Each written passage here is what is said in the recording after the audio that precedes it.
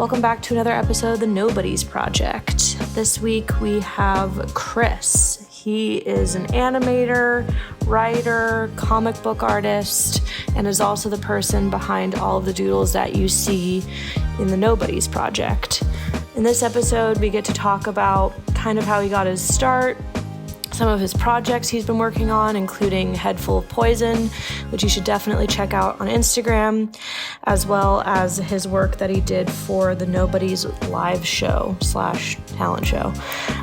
So yeah, it was really cool to kind of hear about Chris's process, and we were stoked to be able to sit down with him this week.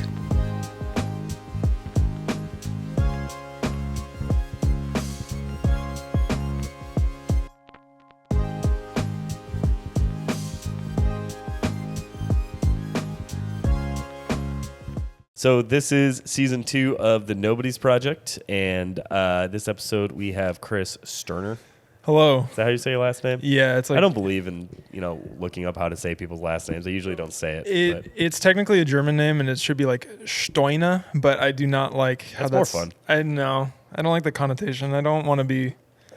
I don't like it. All right. Well, we won't call you by that. But Chris is heavily involved in the Nobodies Project. If you ever see any of the doodles, whether it be his face or some of the props, that is Chris's handiwork. He was supposed to be in season 1, where we filmed extremely sloppily at Hank's old apartment, and the cameras died 15 times, and then the hard drive took us out of our misery and deleted all of it. Just wasn't meant to be. It was not meant to be. So now we have him on season 2, where he's an illustrator, all over the place kind of stuff. I don't know what I am. Yeah, animation, some other stuff. That's kind of the fun part, is not knowing what you are. Yeah. But yeah, I always like to start with what is it that you do for money, and then what do you do for art? So for money, which there's not a lot of that going around, but for money, I hope my boss doesn't see this. I work in a stockroom for an apparel company. I'm not going to name any names, but I run a website for a store, and I ship out people's orders, and it's not that bad. It sounds worse than it is, but my title is like web specialist, but it should be stock boy. At this time, has a better ring to it. Yeah. And then everything else art wise, like I guess the word I would use is cartoonist. I don't like that word either, because people are like, yeah, we usually use comic book artists when we describe you and Hank, yeah, but we don't really know what it is. Because I'm only doing comics some of the times, and like it's a cartoonist is basically somebody who does art but can't paint. Like that's kind of like the umbrella for that, and I definitely can't fucking paint, so I think it applies. But yeah, I do comics, I animate, I like writing. Don't really do that anymore, but I want to get back into that. You have to do some form of writing for some of your comics. For my personal comics are very like stream of consciousness. Like I do not plan. I plan like big ideas, but when I'm writing, that's just like internal monologue going for it. Well, that's interesting, because my favorite work of yours is Head Full of Poison. Yeah. And that seems so planned, because like, especially where it's at right now, it's like where he goes to like the unknown and to that world and all that stuff. It seems like, okay, I have a plan there. Dialogue wise, I can totally see what you mean, because it feels real. Yeah. Like it doesn't, because when you go about writing, at least when me and Kyle started writing, and you start writing dialogue and you're like, yeah, that's good dialogue. And then you actually read it back, you're like, that's shit dialogue. Yeah. It usually tends to make it feel a little better when it's like you're just kind of doing it like, oh, that's what he would say. That's what he would say. Instead of like planning it out. Right, yeah. Because that's such an art to figure out how to do dialogue. Yeah, dialogue used to be really hard for me. And then I came to the realization that like real dialogue is not planned, and it's definitely not edited. Like when two people are talking to each other, you were thinking about it maybe at most like a minute before you actually say it, and you don't get to go back and like redo it. So I know there's a lot of really good writers out there that do plan and do edit dialogue, obviously. The good ones are great. Yeah, and that's just a skill I maybe will never have. But for me, the past couple of years, not thinking about what the dialogue is going to be is like, that's fixed my issue. Yeah. Well, you see that in like my favorite show right now, and I think collectively 80% of America, it seems like, is Succession. And they keep it pretty loose with it. Mm-hmm. I mean, the dialogue is tight and the writing's tight, so I hear, but it seems like they can just go. Yeah. And I feel like that's kind of like Curb in that way too, where it's just like it feels real that way. Yeah. And there's also good examples of like, this is a tangent, but I've been watching a lot of Arrested Development, and the dialogue in that is like very clearly planned. And I like that too, but when I think about how those people sat in a room and wrote all that, I can't imagine it. I cannot imagine how you thought every single word down to the sentence. Yeah. Like each joke is written that way. Yeah. I don't understand that.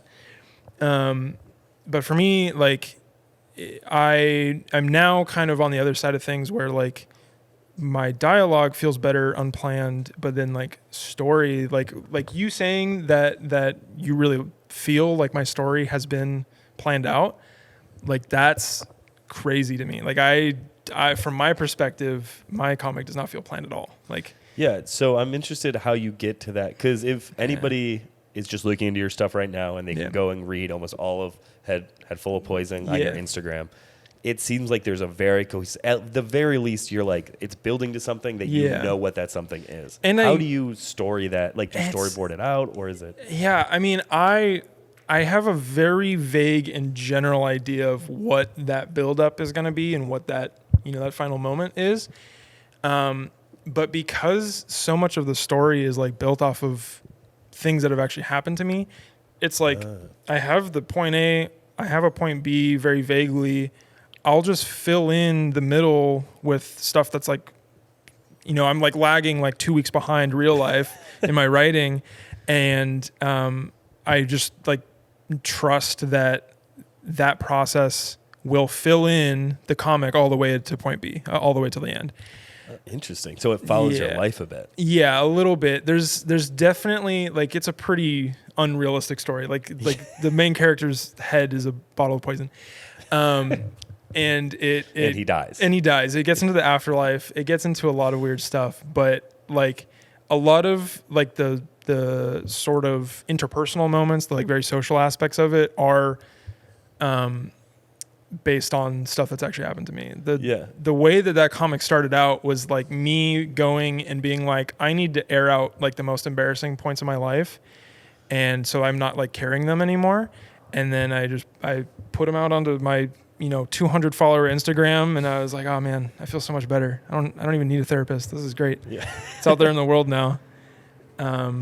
Is that always been a thing for you with just art in general? Because I know that, even though I've done it somewhat with art, but more or less like for my biggest thing was like having anxiety. And as soon as I started talking about it, not even just making art about it, just talking about it, it just helps it so much. Yeah. How therapeutic is that art, getting that out? And is there like a nervousness to put that out? I definitely, like, the longer I go without putting something personal out into the world, the more anxious I get to do it the next time.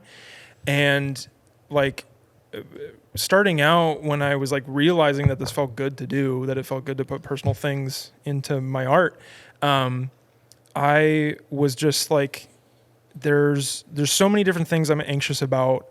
I can't internally tackle them all at once. Like I have to make like an itemized list of all the things I'm anxious about, what gets me, and then that way I can deal with them individually. And that has worked. But a lot of my anxiety too has come from like feeling like I have two different lives, and like one of them is like the artist side of things where I'm myself and like feel comfortable, and then kind of like the me that I put on for people. And so the more I do this, the more I put like meaningful stuff to me into my art, the more I feel like one person instead of two, which is like, that is like more of a real thing. I realize the longer this sort of project goes. Yeah, I think there's a point where because I feel that a lot because I'm still trying to become that one because there's a point when you're like, no, I am one. And then you really realize that it's so like, oh, it's who I am, and then it's who I am artistically or whatever it is. Want to be who you want to be. Now it's like, oh, in order to make that the good stuff, the authentic stuff, the stuff that's actually going to be different who you are, because there's a while, I'm sure, I want to get into like some of the inspirations, everything like that, where you're just trying to make something that's cool or somebody else might like. Yeah. But it's that shift into doing, oh, what would I like? What do I want to make? Like just for me. And then you realize that that is typically what does better. Exactly. Yeah. And it's like not even because you want it to do better. You're just like, oh, that does better and it's easier. And why? I'm a fucking idiot. Why wasn't I doing this the whole time? Yeah. And so where did you start? Like, I did a lot of comics when I was little, like 4 to 12. Yeah. We have a mascot here today. It's a little French dog bulldog noises. named Hemi, and currently on the lap of our photographer. So if we're looking, that's typically why. He's loud. He's probably loud. Picking up.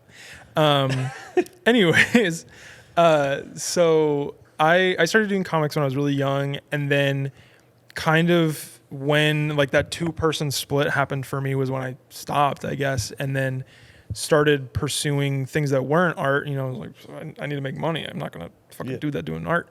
And when I came back to art, I was like, oh, I started out just doing like illustration. Like I was coming back into illustration, and then I was like, oh, I used to be able to write comics like pretty naturally, and like it was fun for me.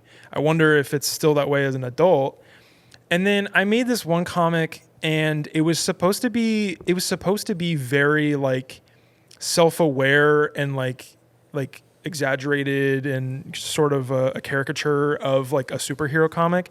It sucked ass. So you're like 17? Sucked ass. I was probably like 18. Yeah. And where you thought you knew, you're like, oh yeah, I can commentate on this. Yeah, I'm not being authentic as I'm not being authentic, but I think I'm being authentic. Exactly. Yeah. And so I was like, oh man, it has gotten much harder to communicate ideas like the older I've gotten. And so and that comic too was very much driven by like, what would somebody else want to read and look at? Yeah. And there's parts of it that I still appreciate, but like I will never make a comic like that again. Yeah. And so the next comic was kind of Head Full of Poison, because this has been going on for a long time. I forget how long I've been doing this for. How long has Head Full of Poison been going? Like probably like 3.5 years. Dang. I feel like maybe I might be. I don't know. I think that's what it is. Because I didn't post it online for like the first most of a year that I was doing it, just because I was like, oh, it's a journal. And then I was like, well, this journal isn't really journaling unless like I'm being honest enough about it to like put it out there. And once I started that, it was very like, it's all really bad sketch art. And like, it doesn't look good. It's very half-assed, but it was funny just because it was like me going back and remembering like the stupidest things I've ever done, or like stupid things I've thought of, like the first time I took an edible and had a panic attack, like stuff like that. And I was like, this is just funny because but it's honest. Yeah. And it was like, I think this is funny. And then other people thought it was funny. And I was like, oh, cool. That's nice. And so I love doing that. I'm kind of at a point now where like the journal is catching up to my self-growth a little bit, where it's like, what if I run out of problems to talk about? I definitely won't. But sometimes I'm like, man, life's going pretty good right now. I wonder if I'll run out of material. Yeah. And kind of like the same thing that like comedians are like, what happens if I get happy? Kind of right. thing. Yeah. And then every one of those comedians, like Kyle Kinane's talked about it as well. It's like, no, you're just funny. No. Yeah. So now I'm kind of like, man, maybe I'm going to enter an era where like I cause problems for myself just for the material, and that'd be fun, How do you balance, like, if it's all writing what you've kind of went through or something similar or something in that realm, how do you balance like creating stuff if the majority of the thing you're going after or referencing is yourself. Like how is it creating something unique, like different? Right. Like I know, like the live show performance, that I know that didn't happen to you. Like, the alien visiting you part. Some of it, obviously. But how do you create stuff like that? Or is that just like where you're comfortable and then you've done other stuff that's completely different? Yeah. I mean, I definitely, I want to touch on the fact that like there's a pressure, I think for all artists, to like worry about doing something that somebody else has already done. Yeah. And for sure. And I kind of, there's definitely more than this, but there's like 3 pressures that I can identify, and that's probably right now, that's like the biggest one for me. And like, it is really hard when everybody is putting their art in your face everywhere, like on, social media. It's really hard to feel like you can have a unique experience, because all of like the reason people are putting everything out there is because it's relatable. Yeah. So like I'm constantly inundated with material that is so relatable and is just like, how does this person know what I've done before? Because like there's no way somebody else did that. I don't have any examples, but it's always embarrassing shit. Yeah. It's interesting with that because you think that and then you realize that almost everybody's went through it before. Yeah. And almost to your point where I've thought about like, oh, I'd like to make like YouTube videos for this. And then I'd make the problem of like searching up, has somebody made this before? And somebody always has. And I think that there needs to be a part of you that tunes all that out and just makes what you want to make, because your voice is going to be different. Even if me and you make this same exact thing, it's going to sound way different. Right. Yeah. And like with the short film that I did, the short animation I did, like that, you're right. That was not a lived experience, but I kind of think that touches on like an angle I feel like I have to go, which is that like the more people are putting their life out there in art and just content, like you have to get weirder with things. Yeah. Like or things more have you, to, and hopefully you're weird. So yeah. For me personally, like things will get weirder.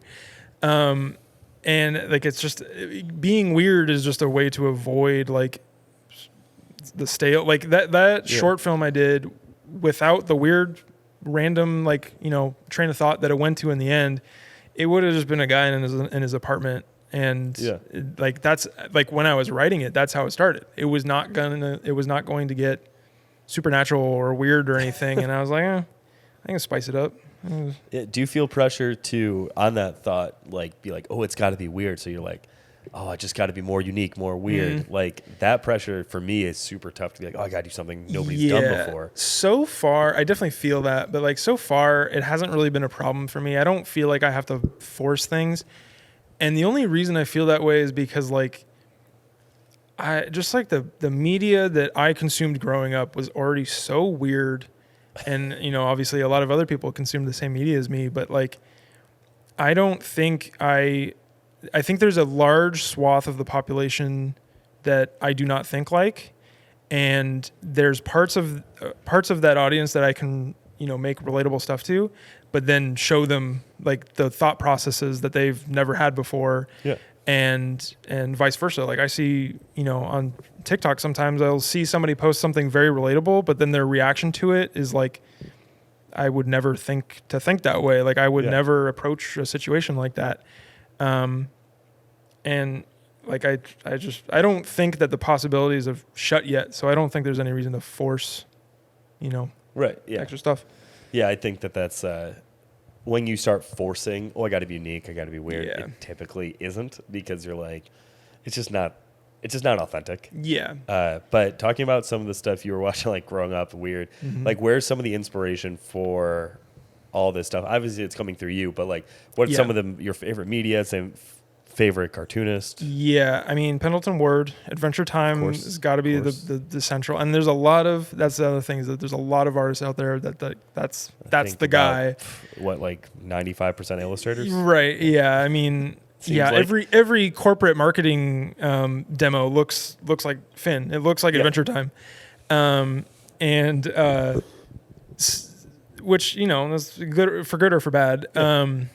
But like that kind of like pure childlike enjoyment of whatever. Like some of those episodes of that show are about real things and some of them are not. And that's great. It's always balanced in that way.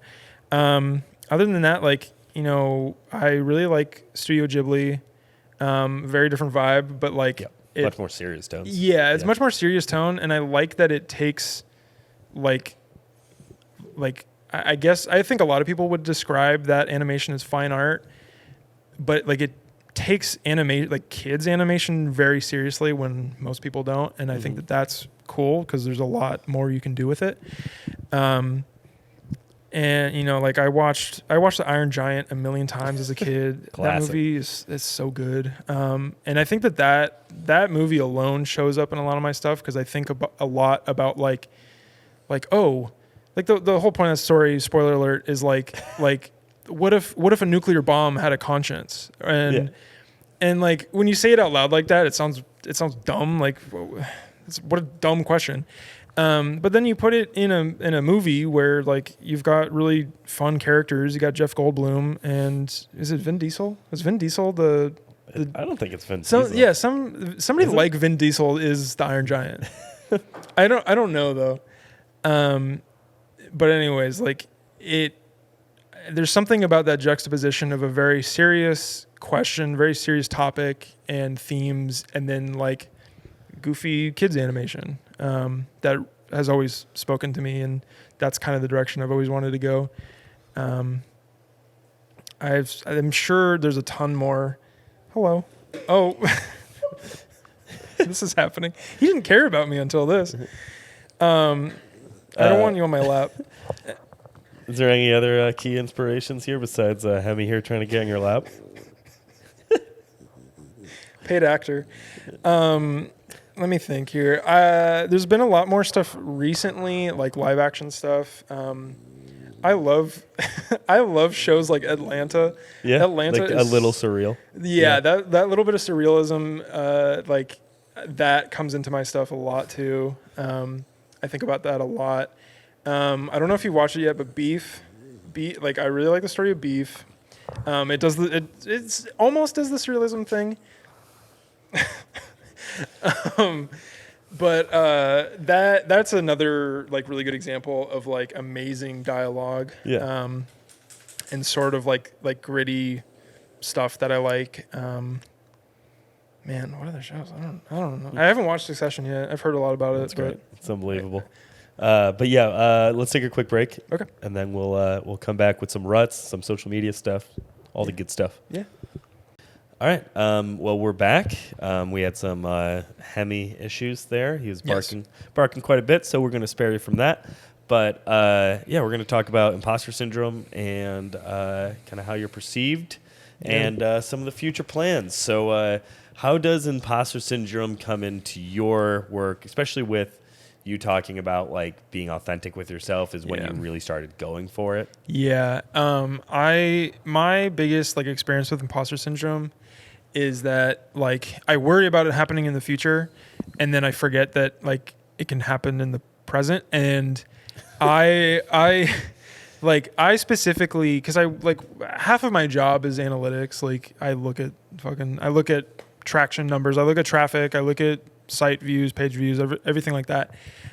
As soon as I do that for myself, it's over. I cannot. How am I supposed to be authentic when like I have that information in my head? Yeah. And like being as small as we are, like we can't. Yeah, follower count wise. Yeah, not having a lot of data to work with, it's almost like you can only ever come to bad conclusions about like over time it's a downward slope of like how many people want to see my stuff, when it's like it's just because you don't have that many followers to begin with. It's not as bad as it looks when you turn it into numbers. Yeah, and I also had this idea early on where I was like, oh, if I could just find a nice following on Instagram or YouTube or wherever it is, oh yeah, that will help me get jobs and do all this stuff. And the more I go into my professional career and the more I meet people and do everything, the people who I view stuff and I'm like, oh, they're fucking sick. Most of them tend to have very few followers. Yeah. And I've for some reason I was like, oh, that's the ticket. That's the easy way to do Right. it. When in reality, I'm like, oh no, just word of mouth, talking to people is how you get jobs, how you do stuff, and blah, blah, blah. And it's so relieving to be like, I don't really give a shit about my, like, sure, it'd be great to have a following count because hitting more people, that's great. So I've always want that, especially like Nobody's Project stuff where it's random people. Yeah. But the more people I interact with, the more artists that we have on Nobody's, it's like, followers would be great. I've made a network that's way, way easier to tap into and more impactful than tens of thousands of followers will ever be. Yeah, and I think a lot about how people talk about like the current state of art is like, and it's been this way for a while, is that if you want to be successful, you have to do what you're doing and also be your own marketer. And like, not everybody wants to be a marketer. Like it's a fine line of work. I'm not going to diss it, but like if what you want to do is animate stuff or draw comics or paint illustrations, like you probably don't want to stare at numbers all day that specifically relate to your performance. Yeah. And I personally can't, when I look at those numbers, I can't come to like a solid conclusion of like what I need to improve. Yeah. So I like this, the followers have to follow the skill as much as that sucks. Like as much as it sucks that like, no, you just have to be good. Like you just have to be good at what you want to do. That's kind of the way it is. Yeah. Unless like, well, not unless, but like in addition to like being good at networking and then developing a network that's less about like, hey, can you put eyes on all my stuff? And more just like, oh, hey, do you want to make cool dope shit? Yeah. Do you want to make something Lack that of a like better word, but we're passionate about or just like into? That will probably always do better numbers, whether that's what you care about or not, just because like you end up making better things when you start working with people that way, opposed to just like, I just want to grow my followers and do it this way, blah blah blah. Going a little farther than that, though, like with followers, with like impressions on people, even with networking, what is the first thing that you would want to show somebody of your work? Not to just impress them. Maybe it is to impress them, but more or less be like, this is who I am. This is like what I do.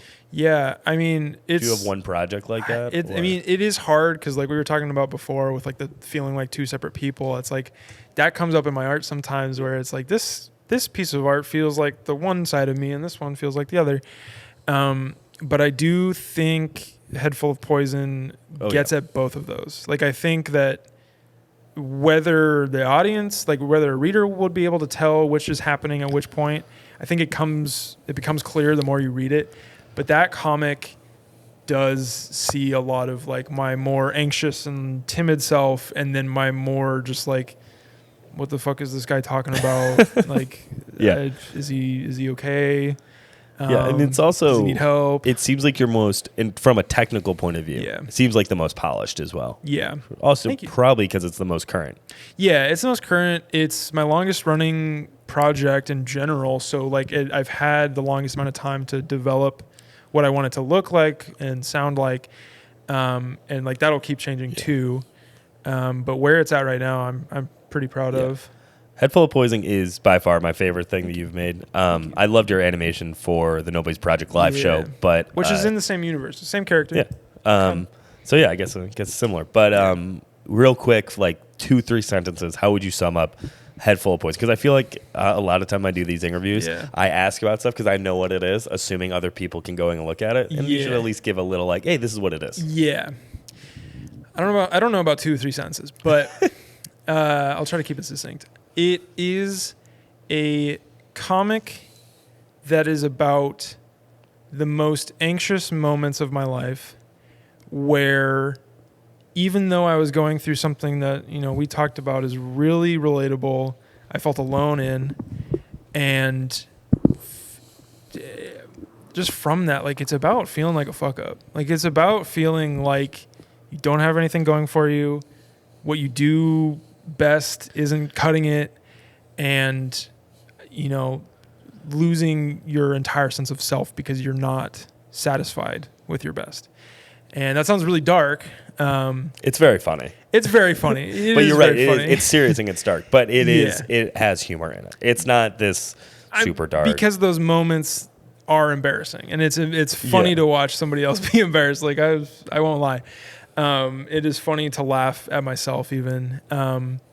But it has a lot to do with just life in general. It's kind of slice of life, I would say. Yeah, I would say. I think going forward, what would you say is, so right now it's a lot of comics. It's, you did some writing, some more animation stuff as well with your work. Maybe it's, more, like you said, marketing, technical stuff. Yeah. What is like the goal for Chris is like, if I was doing what, if you're getting paid to do what you wanted to be doing, would it be full-time making comics? Would it be writing on a TV show? Would it be animating for, Cartoon Network, whatever it is? Yeah. I mean, I think the ultimate goal is to write for a show. I think that the story aspect is what's central to what I want to do. All the art is just how I'm, putting form to the story. And I obviously love drawing, but it comes back to like telling a little being able to tell stupid story. Yeah. And storyboarding is a good happy medium between drawing and writing. And I would do that job for minimum wage probably, but it doesn't pay minimum wage. It pays more usually. The show doesn't have to be currently out, but if there was a show that you're like, oh, that's the show I'd want to work on as, maybe storyboard artist or writer, what show would it be besides Adventure Time? Like, so it can be stuff that's already come out? Yeah, it can be old shows. It can be currently running. Damn, that's a good question. I know I already mentioned it, but like Atlanta does such a good job of like being funny, being interesting, and being shot cinematically, like very like all the shots are so good. It's everything's set up perfectly, and like getting from the writing down to like where all the characters are, where the buildings are, like it's so satisfying to me when that's done right. Yeah. But you said that you would storyboard for minimum wage. Yeah. Obviously that's not realistic, but with a full-time job and with life, where do you find time to do your art? Because right now, unfortunately, you're not getting paid for it. So that's where I've struggled is like, oh, I don't want to get paid to do my work, but it's like, you got to do it for free a little bit. But so where do you find time to actually do it? And where do the ruts coming after that? Yeah, it is difficult. Since I started working this job, it's, it's pretty much like the first full 40-hour job I've ever had to like feel committed to. And it is hard going home after 9 to 5 and being like, I'm not gonna fall asleep on the couch right now. Like that is all I want to do. I want to put on a show. I want to fall asleep. And usually I do. I fall asleep. I wake up like 2 hours later and it's already dark out. And what am I gonna do then? What creativity am I gonna be able to produce then? I've tried a lot of things. I've tried to put myself on a schedule. And kind of the only thing that's been the two things that have been sticking are that I jot my ideas down as soon as I have them. Like I can be in the middle of like anything at work. Phases. I'm good at that some months and then just awful at it for 8 to 12 months. Right. Sometimes I'm not great about it, but then when I take my breaks, like sometimes I'm drawing on my breaks, like it feels cramped doing that. Like my time feels cramped. I'm not really giving myself a chance to rest, but like I get progress out of that. I kind of feel like I'm interested on how other people feel about it. Do you feel like you have to be grind? Like I hate the word grinding, but do you feel like you always have to be like, well, if I'm actually passionate about this, I should be doing it all the time, regardless of like my body is falling apart. Yeah. But I still have that like, even when I did 3 freelance projects a week, I get done and then it's Saturday and I'm still like, well, if I'm actually passionate about making videos, why am I not out making videos right now? Exactly. Yeah. I struggle with that a lot. Like I get to like Friday or Saturday and I'm like looking at the rest of my week and like what I did. I'm like, did I do anything I wanted to do then? And usually it's like I have a little bit. Like I looked at my stuff. Like I looked at my progress. I don't know how sustainable it is at this point, but like Saturdays are my project days. I try to wake up early and just like treat it like a 9 to 5. Oh, I love that. On Saturdays. Yeah. And I get a lot done. That's where most of the progress on my projects come from, is that singular day. But that only works because I'm coming into Saturday with every idea I had during the week. Well, that's awesome that you have that like dedication to do that. Also helps me now, because now I'm like, now I know when to text you. Yes. Yeah. Yeah. Well, I mean, yeah. Sundays are my rest days, as the Lord commandeth, and I listen. But yeah, I miss Saturdays, but like Saturday nights are good enough just because I don't have to worry about waking up the next day. Like it's whatever. But yeah, I have to treat my work like it's like a rushed project, even if I don't have a deadline. Yeah. And so I have to find some day in the week to be like, okay, I have a limited time frame. I got to give myself point A, point B, and do something meaningful in that period of time. At what point will you be able to say, like, I used to use the phrase like made it, but like everybody has milestones as an artist, and once you hit that milestone, you almost always go, oh, that's great. What's the next one? Yeah, what's the next one? Yeah. What's your next milestone? My next milestone could be a couple things. Like, I think that being able to do art or writing in a capacity that, doesn't keep me housed, but makes me some sort of money or some sort of like, allows you to do it with freedom. Yeah. Like as much as I love working on my own creative projects, like I would love to work on a bigger project that's not my own, and be a part of whatever team it is. Sure. Like that could be a milestone, full-time art. Like the older I get, the more I'm like, maybe I'll never do full-time art, and that's okay. So occasionally I ask the question, well, I used to in the season 1, if you got paid for your art, how would it affect you? But I think more specifically to you, if somebody saw a head full of poison and went, great, I want to make this an animated show on Cartoon Network. How do you think that would affect you now, knowing it's going to be a full thing? People are going to watch it. Like, do you think that would make Head Full of Poison better, or having that pressure? You know what's funny is my first inclination with that is that I know I would be stressed about the success of it. Obviously, like people who are who have been in that line of work for years, like decades, like they have to be stressed still. I just know that like I would be out in my life trying to get more content. I would probably to a self-destructive extent, but that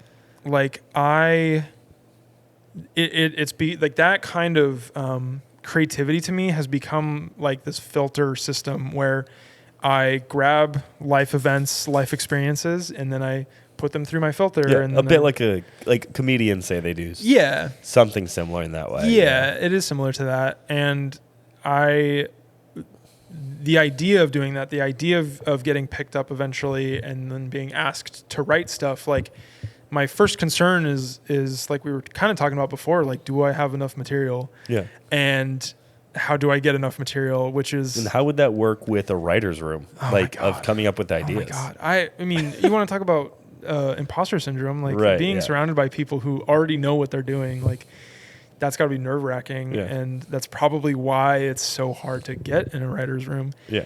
But yeah, I just think that like my pressure would be like lifted from, like, oh man, I got to take care of myself. I got to fucking brush my teeth every morning. I don't have a dish. My dishwasher doesn't work. I would not be worried about like shit that can't get put into writing or like wouldn't be interesting in writing. I think my perspective would have to change whether I like it or not. But that's also kind of what I want. I'm tired of the minutia of like, my dishwasher doesn't work and it cost me $3 to do my laundry. Like, come on, let's get more interesting stuff. Yeah.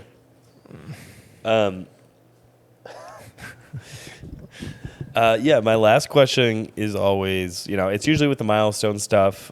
Maybe it's like, where would you want to work? The other thing would be with Head Full of Poison, where does that go in terms of, I've always been like, when are you going to make it into a book? When are you going to do it? Like, is there plans for that? Or what's the next project that's coming out? What's the thing that you're most excited about coming out next? So I do want to turn Head Full of Poison into a book. I do want it to be more official. Like, I love that it started as a journal. I love that it has formed the way it's formed, but I think it needs to be something that you can have on your coffee table and like flip through whenever you're bored. Yeah, I agree. Like, and that'll take a lot of work. Like, I got to finish the story in the first place, and then I got to go back and, edit a bunch of stuff. I've been wanting to edit, the first three chapters for a while. But it'll be a lot of editing and, whatever dirty, like unsexy way I have to publish it, like, using one of those like print on demand services, like that's great. Yeah. Like I'll gladly do that. And then beyond that, like I've already got like 2 story ideas in the pipeline that I think will, for future stuff. Yeah, that I think I'll be able to pretty naturally roll into from this comic. Get a little away from myself and more, broader and a little bit more, a little more funny. I'll get better. I'll get better at jokes. That's always the goal, to just get better at all of it. Yeah, right? I don't know what that means, but I want to do it. Yeah. And so, like, I always get, like, when I get to this stage of a project, like with Head Full of Poison, I get really ready to, like, move on to the next project. Yeah. And I have to fight it right now not to be like, man, I could just trash this whole comic that I've done, move on to the next thing, but I've matured. I'm not my past self. I'm not going to trash all this work that I've already done. Yeah, getting to the end of a project and really like finishing, it seems to be some of the hardest stuff for a lot of artists, and knowing when you're done. Especially with a project like Head Full of Poison, where it's like an ongoing thing with your life. How do you even come to like the story's been told, it's done? Yeah. I mean, for me personally, like, if I can't imagine what the ending looks like or feels like by like halfway through what I'm doing, I don't think it's ever going to get finished. Yeah. If I can't visualize an ending to what I've made, I might as well scrap it most of the time. And I've done that with some things. Like I've gotten most of the way or like half the way through, and then I'm like, I don't think I can end this in a way that I would ever be satisfied with. So I'm just not going to end it. Yeah. And I think that's one route to go. And the other route is just pushing through it. But I'm not that guy. I can't do that. I can't. Yeah, I mean, what I hear is also like, as much as I love a very satisfying ending, I think one of my favorite endings of any shows that I've watched was Adventure Time. But it didn't end. No. Like, they made it very clear. Specifically doesn't. It keeps going because that's life. It kind of just keeps going. Yeah. And I think most good stories, that's fine because... I mean, most of the shows that you watch, there's not a definite end. There's like, okay, this is where we stop talking about it. Right. And now you can kind of imagine what happens next. And yeah, exactly. And then corporations in 10 years will be like, let's make more money off that. Yeah, let's bring that back. Let's resurrect that corpse. As like with the Adventure Time's ending specifically, like they had to end it before they planned on ending it. Like the network was like, hey, cut it off. And like a lot of people have speculated about how it would have ended had that not happened, but I think that the ending it got of, this cycle, like that's the ending it needed. I think it wouldn't have been satisfying any other way, to be honest. No. Look out for Head Full of Poison stuff. Yes. Is there anything else that you want to like plug out? I mean, obviously, go follow Gustafer. That's the Instagram page. Yes, Christopher. It's either official or graphics. I don't. Yeah, we'll tag all that stuff. I don't even remember my own shit. Yeah, Headful of Poison's the main one.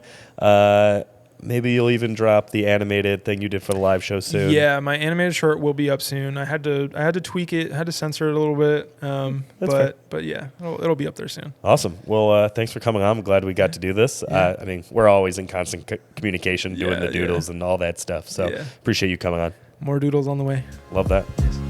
Sweet.